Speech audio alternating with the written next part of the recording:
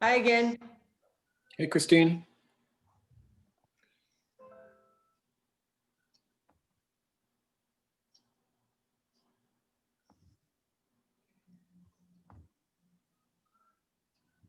I love that logo, Christine. That's really cool. Oh, thank you so much. I appreciate it. Hey, Christine.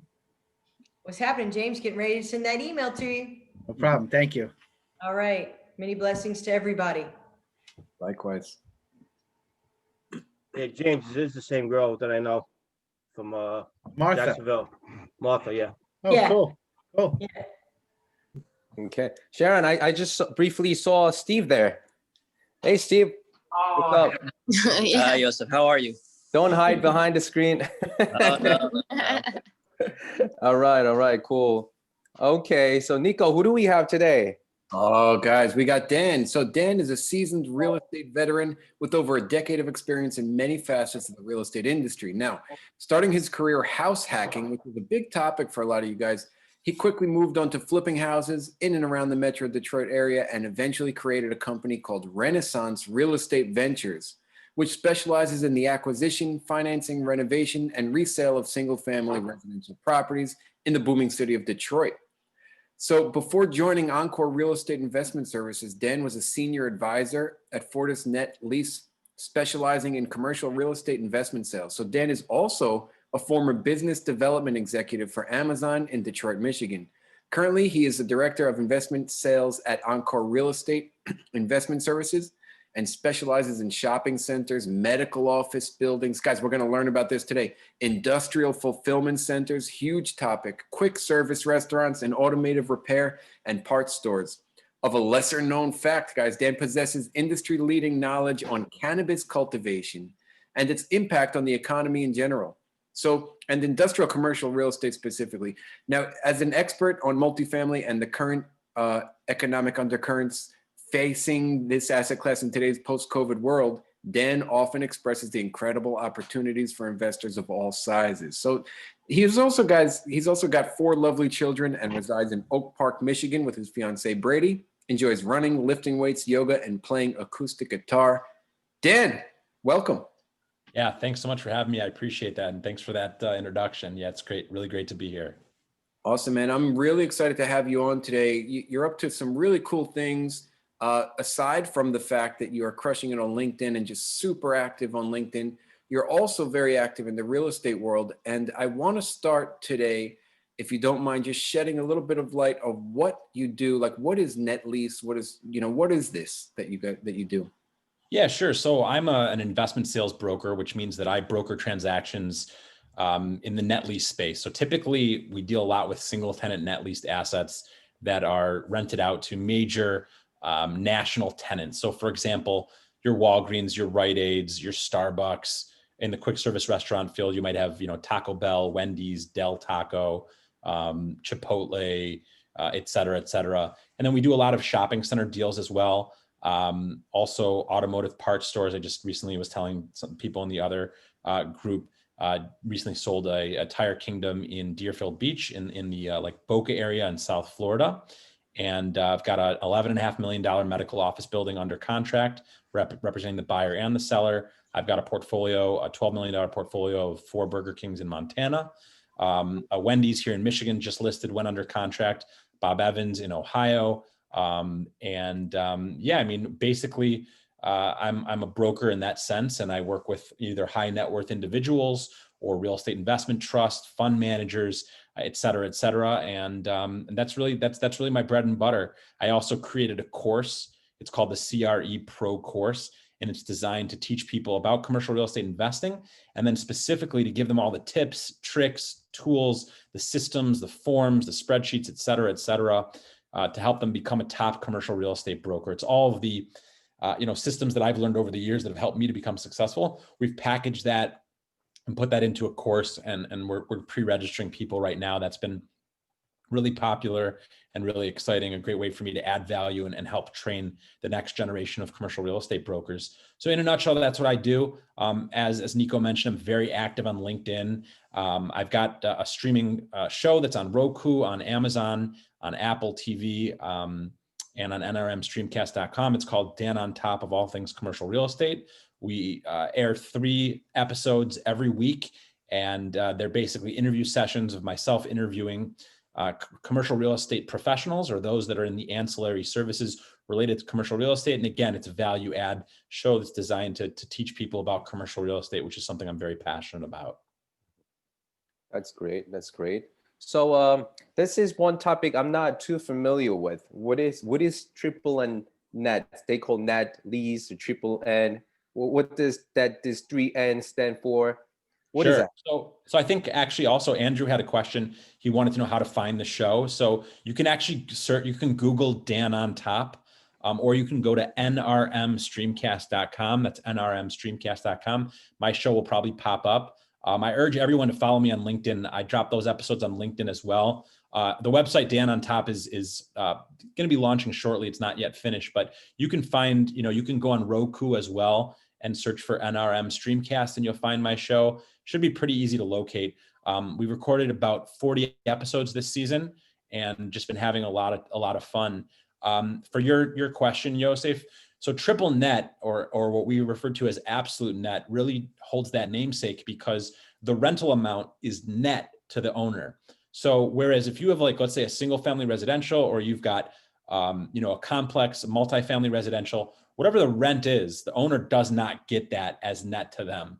The rent is going to be a gross amount, and then you're going to take away expenses, whether that might be, repairs, that might be taxes, insurance, maintenance, et cetera, and then you're going to have a bottom line number that's the take home for the investor. Well, in absolute triple net deals, that amount is net to the investor. So as an example, I've got a Wendy's in Michigan that we listed for sale. I believe the rent is around $102,000. That's net to the investor. So the tenant pays the owner $102,000 a year, but the tenant pays for all taxes, the tenant pays for all insurance, they pay for common area maintenance, and they pay for roof structure and parking. So if there's a new window that's needed, tenant pays for it. If the parking lot needs to be paved, tenant pays for it. If the grass needs to be cut, tenant pays for it. If there's any management fees, tenant pays for it. So it is the most passive form of real estate ownership that exists. It's the most stable, arguably. The cap rates are lower, but because of this, it's a favorite amongst institutional investors.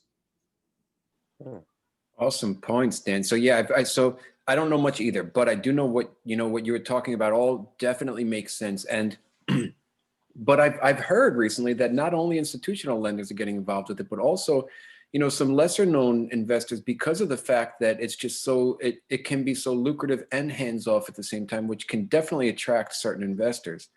Oh yeah, no question about it. I mean, and if you look at it this way, like I've got a friend of mine, he actually does a lot of single family and multifamily investment here in Michigan. We've done a ton of deals together. He's got a fund where he raises money and then puts it into a portfolio. We still do a lot of deals on that sense.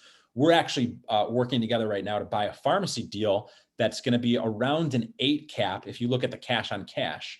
But once you lever that asset, once you get a loan on the property, and this is why it's essential to work with a good broker, we have a lender in-house. And what we do is we find him an asset that has 7+ years on the lease from a more major national drugstore chain. He can actually get 25 or 30 year amortized financing, which means that his monthly payment is relatively low. And now his cash on cash levered return is going to be something more like 13 or 14%.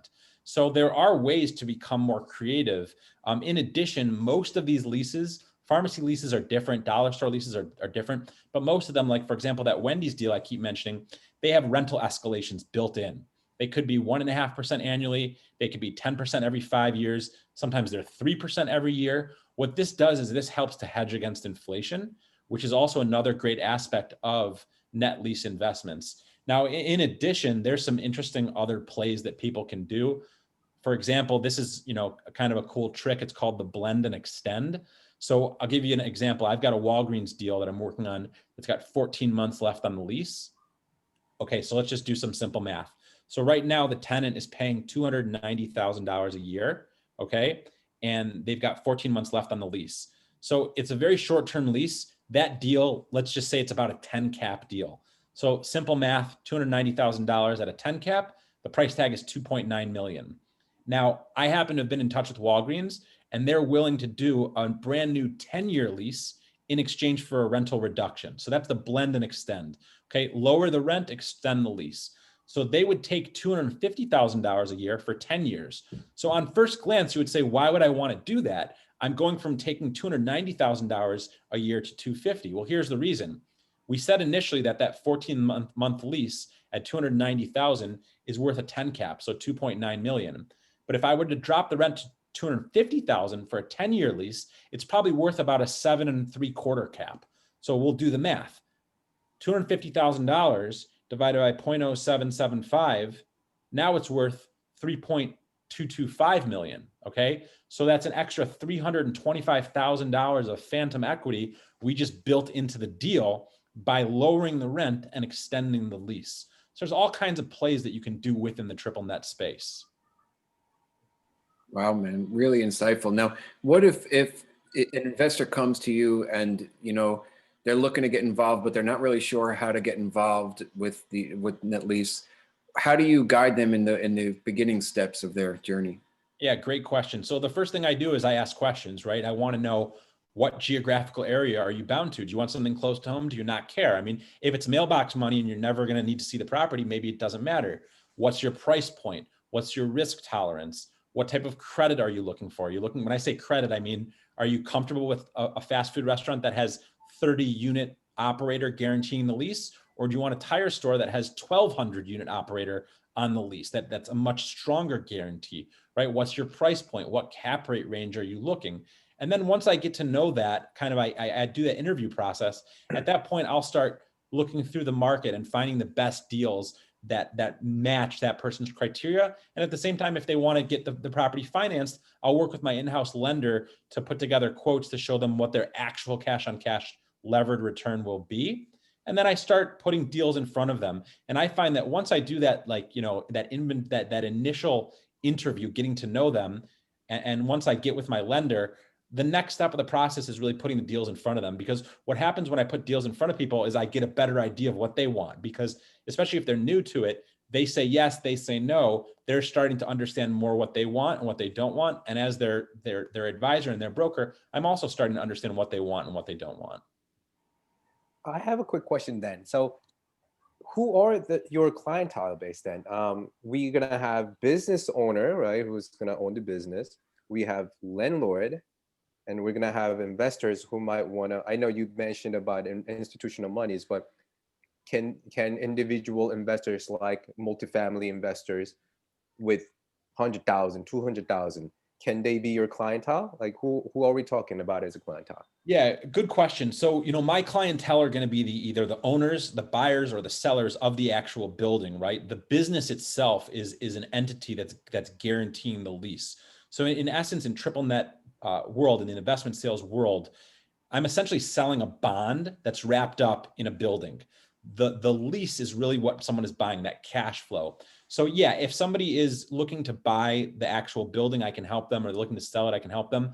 I deal with a lot of people that are, you know, maybe moving away from the multifamily markets and want to diversify and put some capital, into net lease deals. Typically, the price points are, you know, $850,000 and up. Maybe, you know, I did a deal, $500,000 deal last year. Our average transaction at my brokerage is around 3 million. If somebody has a few $100,000 to play with, I would suggest either leveraging that capital. You know, maybe if they have $300,000, they can leverage it and buy an $800,000 or $900,000 building. Or, you know, I work with individuals that put together syndications, right, and will provide a return on investment to the investor. There's different ways to do it. You know, once you have a little bit more capital, $1 million, $2 million, you really open up your options because you can leverage that and you know, have exposure to a whole wider array of, you know, inventory that's on the market. Mm-hmm. Okay, that makes sense. Can I ask a But question? yeah, Dan, I guess the answer to your question is absolutely. I have a lot of clients who are, you know, what we call maybe a mom and pop investor that are, you know, they own maybe 1 or 2 or 3 buildings, you know, maybe similar to what you're referring to. Mm-hmm. May I James, ask a yeah, question? go ahead. Yeah, hi. Thanks, guys. I'm just trying to, you know, make sure that I'm understanding the concept of it. Like going back to your first example, where the owner is taking the net rent for the property, and the occupant is paying the taxes, paying the insurance. So is it beneficial for each side? Like, for example, for the owner to take less but not have to pay the taxes and everything on that property on the same side, for the occupant to take to pay the net rent and, factor in that? Is it more beneficial to do it that way? I'm trying to understand the concept. Yeah, so the concept is that it's incredibly passive. So the concept is that there's no accounting for any maintenance, any repair, any taxes, any insurance, any unknowns, right? It's not your 200 unit apartment complex that might have in one year, $75,000 in CapEx because you need a new boiler, or $150,000 because you need a new roof. All those things are already accounted for, and they're built into the lease. It says specifically that the tenant is responsible for every single type of expense the building could get. So it's very predictable. It's very certain.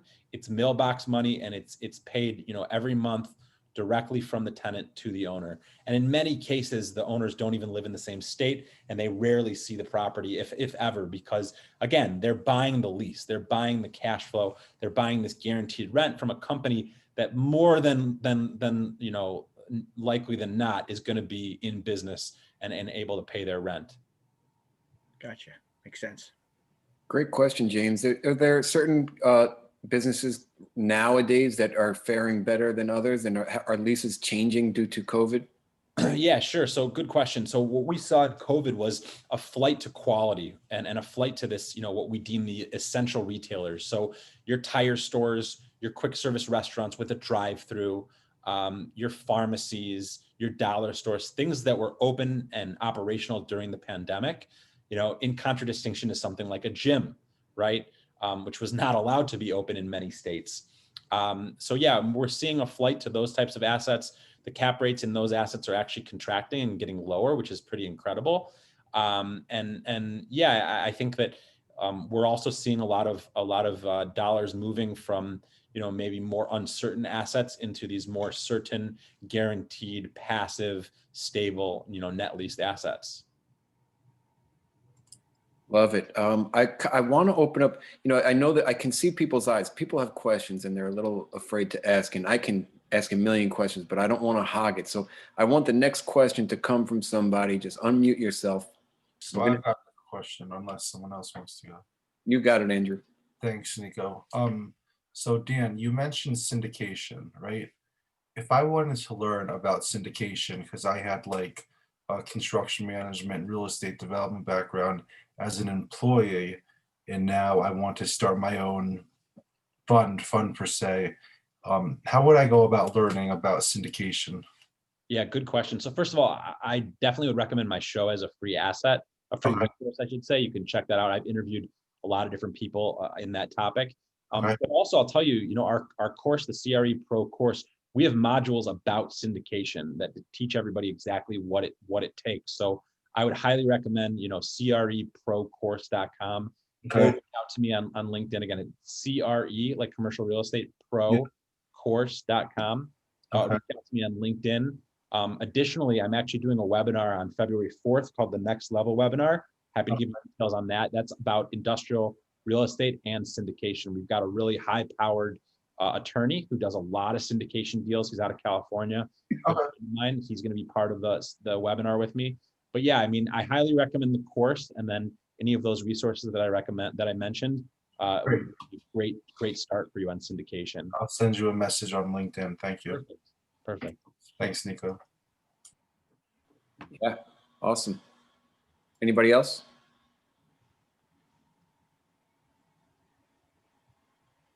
All right, so I'll ask a question. Since you brought up about LinkedIn, as a commercial real estate agent and business person, what is your view on LinkedIn? Like, why social media? Why you're trying to spend more time when you can spend more time outside meeting people? I mean, before Corona, obviously, but I'm sure you were on the social media even before Corona, right?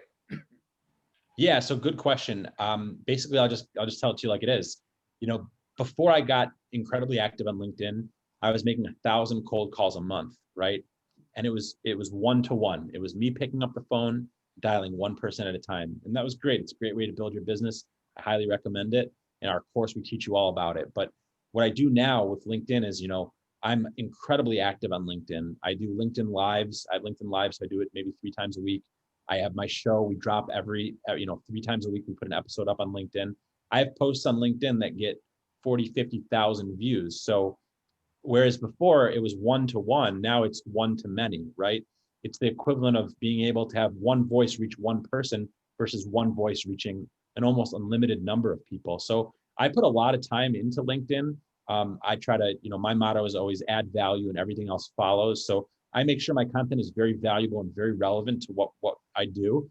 And, I've gotten feedback that people find value from it. And at the end of the day, it allows me to connect with a whole variety of people, and it gives my listings more exposure, and it gives me more exposure to more sellers. So I think it's incredibly important, tool. It's totally free, and it's a resource that everyone should leverage. And that's also something that we teach about in the course, is how to leverage LinkedIn as a commercial real estate broker, because it's a resource that's super valuable.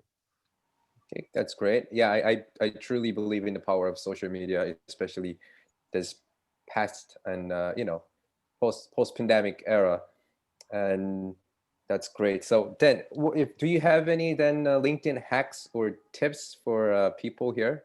Yeah, sure. So it's funny, somebody called me this morning asking the same question. So number one, you want to post daily, right? Whatever that means to you. I find that people like content. So in my industry, I have a few publications that I read on a regular basis. I'll send links to those articles. I'll make a synopsis of it, and I'll give it kind of a cute or catchy title. I drop my show 3 times a week. And then I go live 3 times a week. So between going live 3 times a week, doing my show 3 times a week, maybe 1 or 2 other posts of content. And then about twice a month, I do something personal, either something regarding my children, or I'll play some guitar, or do something that shows that I'm actually a human being.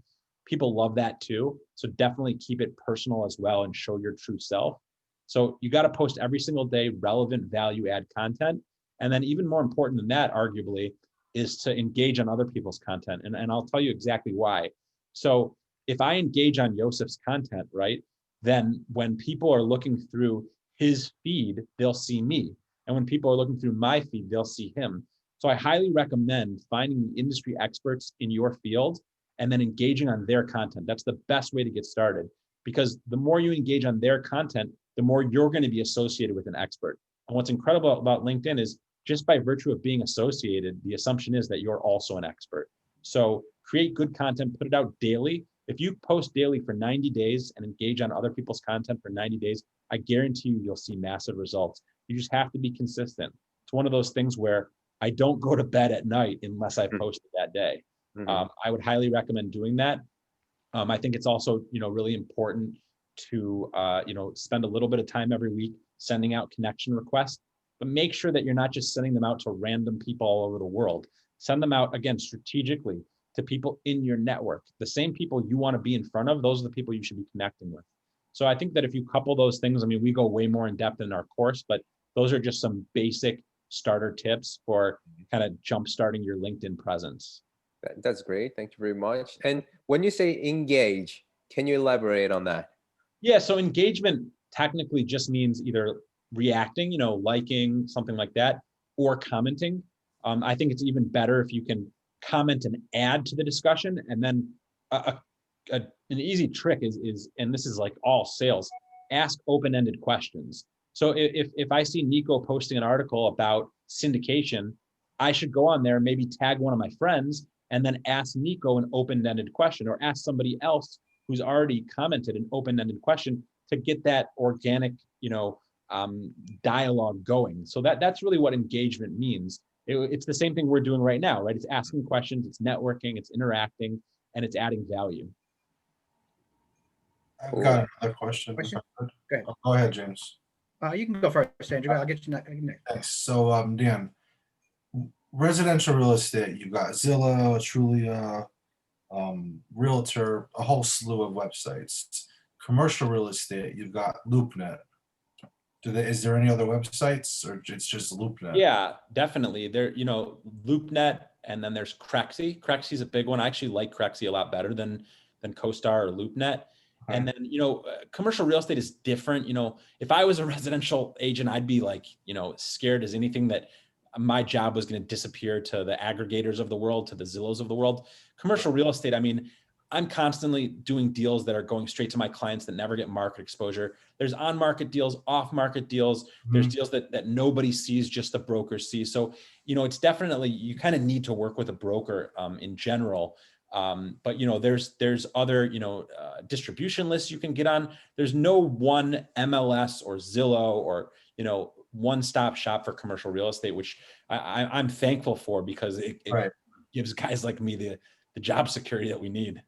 So like you in your position, obviously you don't know about every deal out there, or if you're in Michigan, you probably don't know what's happening in Connecticut. But I'd imagine that you have a network of people that you at least know of or have spoken to, where you can probably find out from a few phone calls what's happening on and off market in the commercial area, right? Yeah. And, I do, most of my work is seller rep. Like, I love representing sellers. It's just, I have protection. I have a representation agreement. I've got control. I can price the deal right and then just market the heck out of it and sell it. And I can also represent the buyers, which I love double ending my deals, taking them to market and selling, representing both sides. I don't do a whole lot of buyer rep just because, frankly, there's a lot of time wasters out there. But if I have a client or a friend that I'm working with, or if I've sold a deal for someone and they now need to replace the property, I have the resources to search across all of the inventory that's on market in every state in the country. We sell in all 50 states. We represent buyers in all 50 states. And if they're looking for something specific off market, I can network with other brokers that are, in my Rolodex as well. All right, that's good to know. Thank you. Yeah. Thanks. James, go. Okay, yes, thanks. Going back to, your LinkedIn exposure. I mean, you were talking about adding value, and I've heard that before a lot. So if I come across articles that have value, there's no problem reposting them onto the LinkedIn site. I always worry, hey, I shouldn't be, like plagiarizing somebody's or taking credit for somebody's, article. I mean, you don't run across anything like that, correct? No, so there are some LinkedIn faux pas that the jury's kind of out right now. I used to believe that linking to external content on LinkedIn, it used to be that you get penalized tremendously for that. LinkedIn wanted you to stay on the site. And now it seems like that's not the case, because I've done some case studies of my best posts, and a lot of them do have external links in them. So what I found, though, in answer to your question, is that, I used to think that the quick service restaurant magazine that I would read, or the CoStar article that I would read, I know that stuff to me is like, okay, cool. I see it every day. I know what it is. I didn't think that would be valuable to other people, but not everybody has a subscription to CoStar, and not everybody knows what's going on. So what I found is that if I take the article and I link to the article, right, people can read the real article, but I also want to save people time. So I'll paraphrase, most of as much of the article as I can. And another cool thing that I do is I tag everyone in the article. So if in the article it's talking about JCPenney being acquired by Simon Property Group and Brookfield Properties, I'll tag Brookfield Properties, I'll tag Simon Property Group, I'll tag JCPenney, you can tag companies, and I'll tag every single person that was mentioned. That draws their attention to my post, right? And then, I want to make it clear that it's coming from CoStar, because I don't want to get sued, but it's not hard. I mean, just make sure that, you make mention that it's from where it's from. And right. Again, if you have a multifamily periodical that you look at on a regular basis and you think people would find value from it, I urge you to do the same thing I am, link to it, paraphrase it, tag people that are in it, and push it out there to your network and share it with people. Cool. Thank you. It's actually very valuable. I don't have much time to read through, a lot of these articles. So if somebody were, and one of my partners was just telling me yesterday that he's going to be making short little video clips, just summarizing some of these articles for people that don't have the time. We got to remember that a lot of people, if we're syndicating deals or we're partnering with people, they don't necessarily have time to read all these things, but they want to know this information. So if you can paraphrase it for them, like Dan is saying, or even do a quick little video clip about it, valuable, definitely valuable. Yeah. Another great thing too, I've noticed is QSR magazine, Quick Service Restaurant magazine, a contact of mine, Danny Klein, writes a lot of those articles. So I'll take his article and I'll tag him and then ask him questions. That's the great thing about LinkedIn is I look at my news consumption. I don't watch the news very much. I don't look at much news on the internet. I get most of my news, believe it or not, from LinkedIn. Why? Because if I want to learn about the new Taco Bell concept, I want to learn about it from the guy that wrote the article. And then on LinkedIn, I can ask him questions. It's an incredible resource to be able to learn and grow. So I find that if I take that article and I tag the person that wrote it, number one, they're often thankful. But number two, now I've made that article interactive. So how much more value can be extracted from an interactive article than from one that people are just reading and have no idea who Danny Klein is? Do you use any other social media sites, whether it be Twitter or any of the others? So my assistant manages my Instagram. I use Instagram just to push out my show, but I haven't really felt like LinkedIn. You can actually write articles and post videos and do all this other stuff. I haven't really delved deeply into Instagram at all. I've gotten very active recently on Clubhouse, which is its own whole story. Yeah. I don't really know. Clubhouse is an interesting one because it's like this. It's all audio. I found it to be a great avenue to connect with other brokers and other like-minded individuals. It's helped me to spread the word about my course for sure. But hands down, LinkedIn, I believe, is the best social media platform for people in our industry. No question about it. You said that most of your news you find off LinkedIn or periodicals that you read. What about like setting up Google alerts on the Google News engine? So a lot of brokers do that in my industry because they want, like, they'll set up alerts, like, for example, new 7-Eleven developments. That way, anytime there's a news story about that, they can call the developer. I don't do it, and I'm not saying I don't do it for good reason. It's just not something that I've really explored too much. And I do spend a lot of time on LinkedIn. So, I find that if I can network and get my news at the same time, that's very industry specific. That's been working for me. Got it. Thanks. That's great. Dan, so sounds like you're a busy guy, but yet producing a lot of content on LinkedIn. How do you stay productive? It's a good question. I mean, I stay productive because, like I said, I have the discipline. I have to post every day, no matter what. I record 3 episodes of my show every week. I've got systems. So, I reach out to potential guests. They fill out my form. They let me know what questions they want me to ask. I have my assistant send them, a follow-up a couple days in advance to do a pre-call. And then on Thursday, I get in the studio, 1 o'clock to 1:18, I knock out my first episode, 1:20 to 1:38, my second episode, 1:40 to 1:58, my third episode. And then they get, I have a system. My assistant puts them up, 7 to 10 days later. And then I stick to what I need to stick to. And the truth is I used to be a lot busier because I used to be calling so many people. I used to be making 50 or 70 calls a day. I don't really do that anymore. So it kind of frees me up to work on my deals. And then I've really gotten more into sending out email blasts. Again, same concept. Instead of one-to-one, like this hospital deal I have under contract. Tomorrow we're sending out a blast to the other 419 owners of the same hospital system because I've got a deal under contract. And from that, I'll get some listings. So I found ways to really optimize my time. And again, that's something we teach about in the courses. Instead of like me doing things the way that I did them when I started, I found ways to be more efficient and spend less time overall, but create greater results. And, thankfully, I guess I would say, like, if I look at my production year over year, last year was my best year. This quarter is going to be better than any year I've ever had. So obviously these systems are working because I'm witnessing that growth. That's awesome, man.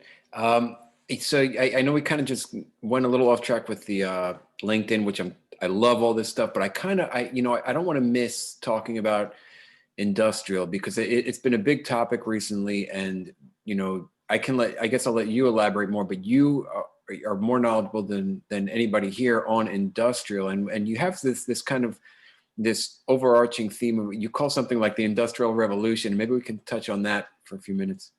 Yeah, sure. So I've got a kind of a unique perspective because of my background, right? I was formerly a business development executive at Amazon, working in Amazon's business to business division, working with sellers, getting them to onboard their products on Amazon's business marketplace. So I saw the insides of the, the A to Z behemoth, the e-commerce behemoth. And now as a broker, I feel like I understand e-commerce and, omni-channel fulfillment and all that better than most. So what's really going on is, 2020 was just a huge shot in the arm to e-commerce. E-commerce was already gaining momentum year over year, but this last year, it really, really, really, was pushed through the roof. So what I call the Industrial Revolution 2.0 is essentially the transfer of retail products from shelves inside of stores to shelves inside of warehouses, okay? So what we're witnessing is an incredible rise in demand, rise in price per square foot and rent per square foot of industrial fulfillment centers. And Amazon's model is also evolving as well. So whereas before they would have these fulfillment centers, and they're absolutely incredible for anyone who's never really doesn't know much about them. The fulfillment centers were typically located adjacent to major airports or other industrial hubs. And these things would be 1 million, 1.5 million, 2 million square feet. And I mean, that's a mind-blowing number, 2 million square feet of warehouse. Now, typically there's two different types. There's a more robotic type and there's a more human type. The robotic types are very fascinating. You actually have the individual who stands inside the fulfillment center, and there are these shelves. They're not really robots, but they're these robotic shelves that go around and pick up the products from the different places inside the warehouse and then bring them to the actual employee who then puts them in the package. Incredible efficiency. So Amazon was really, had these fulfillment centers all over the country. What they've done more recently is expanded into the more suburban areas. So what they're doing is they're taking the product and they're essentially taking the tentacles of their supply chain and reaching them further and further and further. And in my opinion, that's why you see the proliferation of things like these Amazon 4-star stores. Like there's one at the mall by my house, okay? And these 4-star stores, they are retail stores, but they're also an opportunity for Amazon to take more product and put it closer to the consumer. Because keep in mind, it's one thing to get the product to the customer in 2 days, but it's another thing to get the product to the customer in 2 hours. So in order to bridge that gap in the supply chain, we now have to create more of these fulfillment centers and maybe smaller ones all along the road and really branch out. And that's why Amazon announced recently that they're opening another 1,000 suburban locations. So really what's going on is this is all being fueled by this drive to get the customer its products quicker. Now, at the same time, we've got another cool phenomenon going on. So everybody's familiar with with electric vehicles and autonomous vehicles. And when you think about that, you think about like maybe the latest Tesla, right? You think about a car where, you can take your hands off the wheel and sit back and relax, maybe take a nap or not while you're driving to work. But the real beneficiary of autonomous electric vehicles is actually the freight system.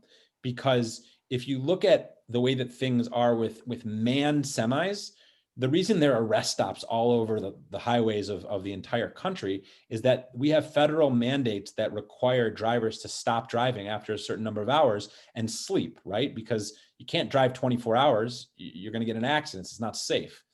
Autonomous vehicles are going to, I'm not kidding, mark my words, what we're going to see down the road, pun intended, is we're going to see flying V formations of semis, of autonomous semis that are going in flying Vs on dedicated lanes just for autonomous vehicles to cut down on drag and increase fuel efficiency. And these semis are going to drive and drive and drive and drive. And what that's going to do is that's going to speed up the rate at which the consumer gets the products. So that whole boom in what we call last mile fulfillment and getting things to the customer faster and faster and faster, the result of that is the demand for storage space is going through the roof. I have a question. Go for it, James. All right, cool. I was on a webinar the other night with a speaker who was, talking about, coming up, the future of commercial real estate. Without getting political at all, what's your insight on how the Biden administration is going to affect commercial real estate? The gentleman I spoke to who was speaking said in one way, his lightening of the immigration rules will let more immigrants come in, and what do immigrants do? They rent. But on the other side, he's looking to do something with taxes where capital gains taxes, he's trying to get them to be taxed like income. So it's, you have an insight on that without getting Yeah, I do. I mean, man, so it's kind of like a choose your own adventure book. I mean, this could unfold a variety of ways. I used to say this a couple months ago before the election results were, before the election, but obviously that chapter has closed, right? President Biden took office today. So here's the issue. So these two are major, major issues in our business: the 1031 exchange and capital gains taxes. So I think that getting rid of the 1031 exchange or removing capital gains taxes and making them ordinary income would be catastrophic. And it's just absolute poor planning and very myopic. It's not seeing the big picture. And I'll explain to you why. So as a net lease broker, we did, I think, around $750 million of sales, last year. Okay. 37% of our business is 1031 exchange. So think about it very simply. If I have this property, right, and I buy it for $1 million, and in 5 or 10 years, it's worth $2 million. If we didn't have a 1031 exchange, if I went to sell it and now I wanted to sell something else, I have to pay taxes on that $1 million of gains. So now I'm only able to buy something that's significantly less. Well, if somebody is doing a 1031 and a 1031 and a 1031 and a 1031, there's the famous adage in our industry, 1031 until you die. Keep doing that until you die. Why? Because at death, what happens is what's called a stepped up tax basis, which means that even though you bought the property at $1 million and then it's worth $2 million, and then you sold it and you keep selling it and going, now it's $6 million, $7 million. When you die, now the tax basis gets stepped up, and there's an evaluation that takes place when the new person inherits the property, and it starts all over again. So if we get rid of the 1031 exchange, it would be, I think, catastrophic. You're looking at a vehicle that allows transactions to take place. You're looking at a vehicle that stimulates the economy. And it's not just the investor, it's the broker, it's the appraiser, it's the environmental company, it's the surveyor, it's everybody along the way. It's all those different people that are affected. That's number one. Number two, in the same thing, right? If we take capital gains taxes and make them ordinary income taxes, we're also disincentivizing people to do business. And anytime you disincentivize people to do business, especially, and these are, monumental dollar amounts. We're talking about tens or hundreds of millions of dollars in a single transaction in my world. That's commonplace. So if we get rid of either of those two things, what's going to happen from my perspective is that I tell people it's going to be like 500,000 investors trying to get through a 5x8 opening, right? People are going to flock through it. They're going to want a 1031 one last time. They're going to want to sell one last time with capital gains taxes, and it's going to shake up the whole market. So I am strongly in disfavor of getting rid of either of those two vehicles, which highly incentivize commerce and transactions in the commercial real estate space. Thank you.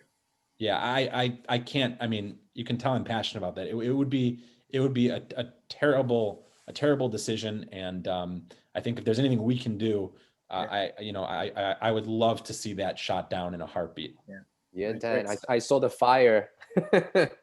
You were so passionate about that. I think we should send this recording to Biden. Here you go.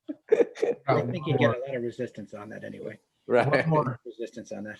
Yeah, that's the thing I look at it too, is like the way I look at it is I think that a lot of people who would be voting on that own real estate, and they would stand to suffer from the outcome of those decisions. So that's like the silver lining to me, is like that they're not going to vote it in because it's not in their best interest, but we'll see. One more question. Yeah. So I forgot did you say the average price is $3 million that you do? At our brokerage, yeah. Okay, so if you do, let's say $700 million divided by 3 million, that's what, 150-ish? Yeah, I could pull up, we sent something out just the other day, but Okay, I want to say that that we sold, I'll just tell you right now. Go ahead, what were you going to ask? yeah, so my question is, out of let's just say there's 200 properties to make it simple. 200 times 3 is 600 million. So out of 300 properties, how many are like turnkey, ready for the new operator to just rent out, versus need minor renovations versus complete gut and reno? Okay, good question. So let's clarify here. So these are absolute triple net properties, which means the landlord is responsible for nothing. So when these Okay. properties trade hands, the Yep. tenant stays in place. So if I'm so my Wendy's deal, Yeah. that tenant is going to stay in place. The new operator is taking over the building and the lease is exactly like it was before. There's no renovation that's necessary whatsoever, Okay, got it. right? So they are all cash flow. I mean, I have a vacant property in Texas. I'm going to be listing in a couple weeks. That Okay. might be an exception, but even there, the tenant is paying rent for the next 10 years. So yeah, when these properties change hands, there's Okay. zero renovations. They're Got it. turnkey cash flowing the day of closing. I'm trying to pick your brain how I could. I recently got laid off, which was the best thing that ever happened to me. I don't know, 5, 6 months ago. For the past 16 years since college, I've been doing construction management, working for developers, general contractors, owners rep, as well as a real estate investment trust. So I've got a wealth of information in the actual construction, renovation, and development. But I want to go ahead and set up my own LLC to do construction management consulting and get my GC license in different states so I could kind of become an entrepreneur instead of an employee. So I was just trying to figure out ways how So I could. you might want to get involved with the actual developers, because a lot of what we do is like build to suit. So like they might, like, for example, Dollar General has their preferred developers who build those buildings. And then what you can do is once you get involved in that, you can kind of network with somebody that puts up the capital. You Right. build the building for Dollar General. Dollar General has the lease, and then you get a guy like me to sell it for you. And now you've taken dirt, put in a lease in place, used somebody else's money, built it up, and sold the cash flowing asset. That's a great idea. That's Are a there great- companies that sell lists of developers, or where can I obtain that information? That's a really good question. I don't know, Okay. but I'd be more than happy to do a little bit of legwork and help you, because those lists definitely do exist. In fact, Okay. there are brokers that all they do is call on developers. So the All right, developer thank you. lists definitely exist. You're absolutely right. That's what I need. Thank you. Yeah, 100%. Yeah, we're gonna have at the end of when we send out our thank you email, we're gonna have Dan's website and his contact information. Anybody who's interested in talking to him further, you can definitely reach out to him. Thank you. All right. Unreally, it's just 8 o'clock all of a sudden, and we were just in a wealth of information and great stuff from Dan. I thank you, Dan, very much for coming here and just dropping the value. Yeah, my pleasure. Thanks for having me. Appreciate it. All right, so guys, before you go Oh, away, one more question. One more question. okay, go ahead, Andrew. Go Are ahead. you an Eminem or a D12 fan? I had to ask. Michigan. Yeah, why not? My good old. All right. He wasn't really from Detroit. He was from Warren. It's kind of funny around here. Like, nobody claims to be from Detroit who's not from Detroit, I see. but except for him. Cool. Okay, so before I stop the show, I want to have a screenshot so that we could tell the people that we're having a great time. Lewis and Sharon, if you're there, Steve, can you turn on your camera just shortly so that I could take a screenshot? All right, look at that. All right, Lewis. Luis, looking fuerte, my man. All right. I'm counting 3, 2. Oh, we gotta show thumb up. 2 thumbs up. 3, 2, 1. All right, guys, that's great. Got a nice picture. Okay, again, thank you, Dan. I was absolutely. You know what? I really didn't know triple net lease was at all. Now I feel like I'm a little smarter than before. Thank you, Dan. And I believe everyone else is thinking the same way. Awesome. Happy to provide value. Love doing it. Thank you, Dan. Yeah, it's my pleasure. Thank you. Thank you very much, Dan. Thank you. My pleasure. Thank you, everyone. Bye. All right, guys. Thank you for coming, and we're gonna officially closing our show. And we'll see you 2 weeks later, same time, 7 o'clock